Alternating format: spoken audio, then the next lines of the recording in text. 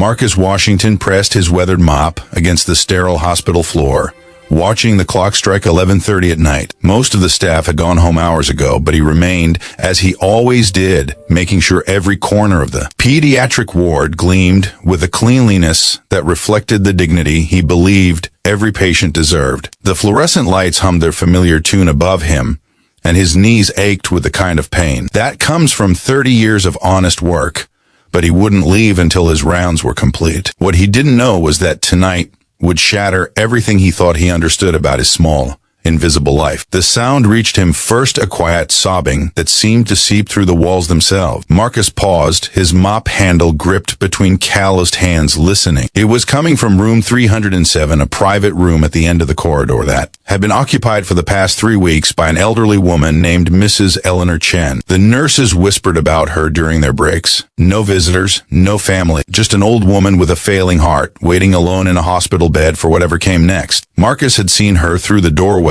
during his evening cleanings, always sitting upright, staring at the television with eyes that seemed to look right through it, seeing nothing at all. But tonight, she wasn't watching television. She was crying. Not the loud, dramatic tears that demand attention, but the kind of broken, helpless weeping that comes from a soul who has given up hope that anyone is listening. Marcus stood in the hallway, and something ancient and fundamental stirred in his chest. He thought of his own mother, who had died alone in a nursing home, while he was working 3 jobs to keep his family fed. He thought of all the promises he'd made to himself after her funeral about never letting another human being feel that kind of abandonment if he could help it.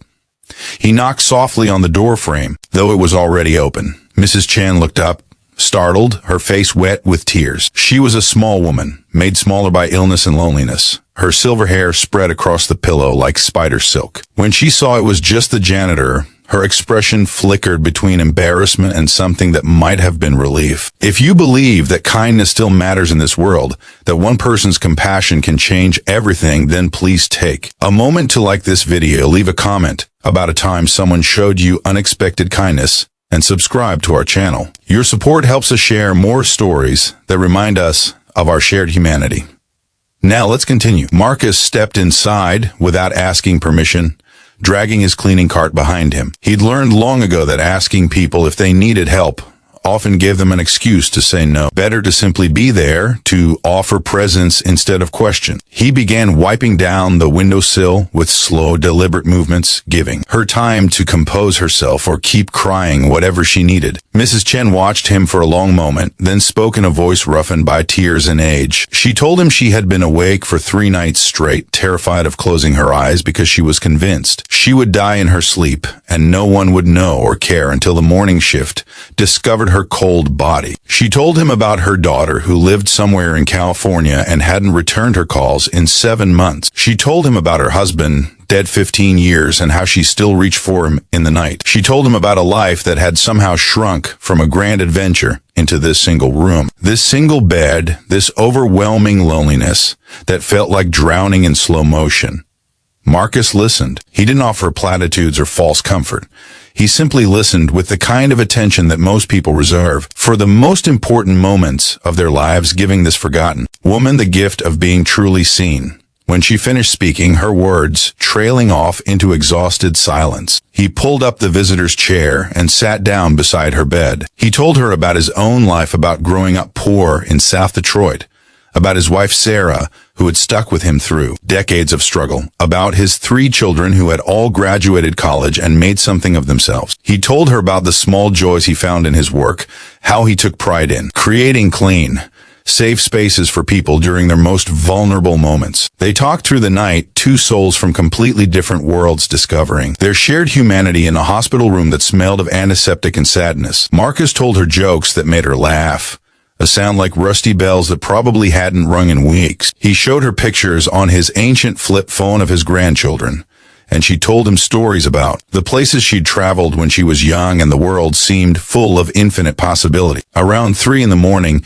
he went down to the cafeteria and brought back 2 cups of terrible hospital coffee and some crackers, and they had what Mrs. Chen called the best worst meal of her life. As dawn began to paint the windows with soft gray light, Mrs. Chen's eyes finally grew heavy. Marcus stood to leave, but she reached out and grabbed his hand with surprising strength. She thanked him in a whisper, told him he was an angel, told him he had saved her life in a way that had nothing to do with medicine. Marcus smiled and squeezed her hand gently, told her he'd see her tomorrow night, told her to get some rest now that she knew she wouldn't be alone. He left the room and continued his rounds, exhausted but feeling something warm and right settling in his chest. He finished his work just as the morning shift began arriving, nodded to the nurses he'd known for years, and headed toward the employee exit.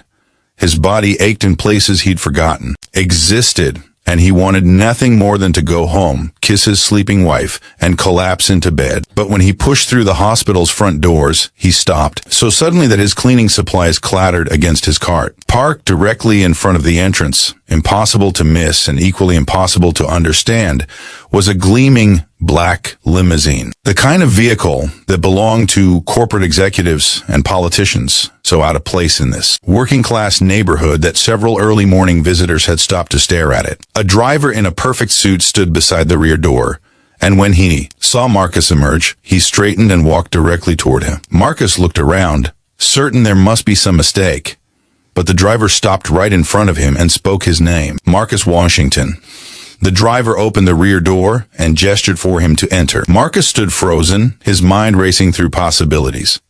Had something happened to his family? Was this some kind of elaborate prank? But the driver's face was serious and respectful, offering no explanation. Only the open door and a quiet insistence that Marcus should enter. He climbed inside, his janitor's uniform suddenly feeling shabby against the leather seats. Sitting across from him, perfectly composed in an expensive suit that probably cost more than Marcus made in 6 months, was a man in his late 60s with steel gray hair and eyes that held both authority and something softer gratitude, perhaps, or recognition. The man introduced himself as Jonathan Chen, and suddenly the pieces began assembling themselves in Marcus's tired mind. He was Eleanor Chen's brother, he explained, and he had been searching for her for 3 years. Eleanor had disappeared after a family argument, too proud to reach out. Slowly fading into poverty and illness far from the family that loved her. Jonathan had hired investigators, checked hospitals across 3 states, never giving up hope.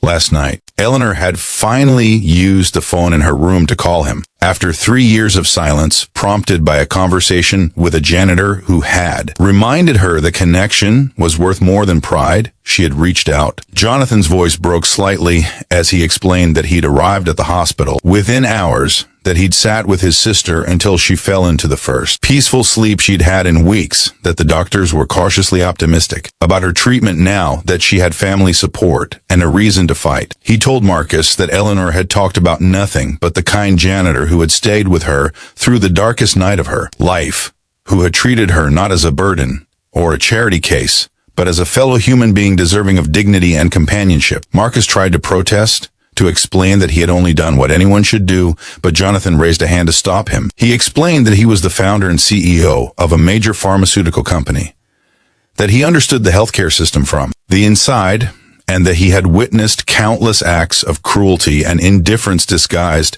as professional efficiency. What Marcus had done wasn't ordinary at all. It was extraordinary precisely because it should have been ordinary but wasn't. Jonathan reached into his jacket and pulled out an envelope, pressing it into Marcus's hands. Inside was a check for $50,000 and a letter offering Marcus a position as the director of patient experience at the company's new hospital initiative, a role designed to ensure that every patient received the kind of compassionate care that Eleanor had received from Marcus. The salary was more than Marcus had made in the past 2 years combined. The work would involve training staff, developing protocols, and ensuring that the human element never got lost in the machinery of modern medicine. Marcus stared at the envelope, his hands trembling. He thought about his aging knees and aching back, about the years stretching ahead of him, pushing a mop through endless corridors. He thought about his wife, Sarah, who had never complained about their modest life but who deserved so much more. He thought about the impact he could have in this new role, about all the lonely patients he might help, about turning one night of kindness into a system that could touch thousands of lives. But mostly, he thought about Mrs. Chen's face when she had laughed at his jokes, about the way connection had literally pulled her back from the edge of giving up. He thought about how sometimes the smallest acts of compassion ripple outward in ways we can never predict, touching lives and changing futures in patterns too complex to trace. If this story moved you, if it reminded you that every act of kindness matters no matter how small it seems, please like this video and share it with someone who needs to remember that compassion is never wasted. Before we finish, I want to ask you something special. In the comments below, tell us about someone in your life who deserves recognition for their quiet kindness, a janitor, a nurse, a stranger who helped you when you needed it most. Let's fill this comment section with gratitude and recognition for the unsung heroes all around us. 3 months later, Marcus Washington walked through the gleaming halls of Chen Medical Center's flagship hospital, wearing a suit that actually fit and carrying a tablet instead of a mop. He had developed a program that paired staff members with lonely patients, created protocols for identifying and addressing isolation, and personally trained hundreds of employees in what he called compassionate presence. His story had been featured in medical journals and news programs, inspiring similar initiatives across the country. But every evening, before he went home to the house he'd been able to buy for Sarah in a safe neighborhood with a real backyard, he stopped by room 307. It was Eleanor Chen's permanent room now. Jonathan had arranged for her to receive ongoing care in comfort and dignity. The room had been transformed with photographs and paintings and flowers,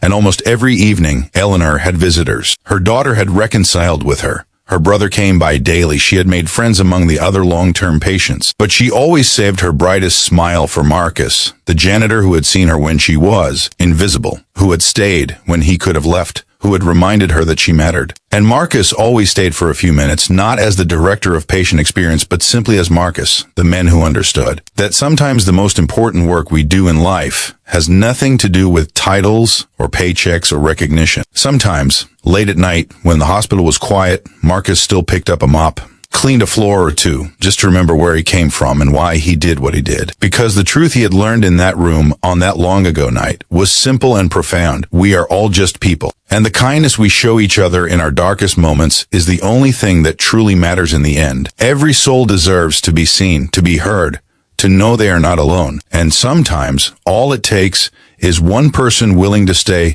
when everyone else has gone home. The limousine had been impressive, and the new career had changed his life, but what Marcus treasured most was something simpler and more profound: the knowledge that he had been there when someone needed him, that he had made a difference in the one way that really counts. In the end, that was worth more than any salary, any recognition, any reward the world could offer. Because kindness, he had learned, is never wasted. It simply waits, like a seed in darkness, until a moment arrives for it to bloom into something more beautiful than we ever could have imagined.